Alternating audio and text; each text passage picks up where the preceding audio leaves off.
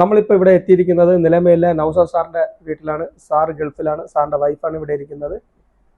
അവരുടെ ഇലക്ട്രിസിറ്റി എത്രയാണ് അവർക്ക് സേവിങ് വരുന്നത്, LPG എത്രയാണ് വരുന്നത്, കാർബൺ എങ്ങനെയാണ് അവർ കുറയ്ക്കുന്നത് എന്നുള്ള ഒരു കാര്യത്തിനെ കുറിച്ച് നമുക്കിപ്പോൾ കിടക്കാം. ഇപ്പൊ നിങ്ങളുടെ കറണ്ട് ബില്ല് ഇപ്പൊ എങ്ങനെയുണ്ട്, എങ്ങനെ യൂസ് ചെയ്യുന്നു? ഡെപ്പോസിറ്റ് ഉണ്ടല്ലേ? ഓക്കെ.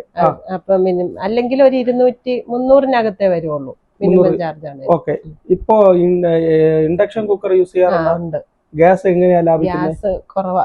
ഞാൻ ഇൻഡക്ഷനിൽ ഇത്തിരി കൂടുതൽ ചോറ് അങ്ങനെ. എന്നാലും ഒരു മാസം എത്ര വരെ?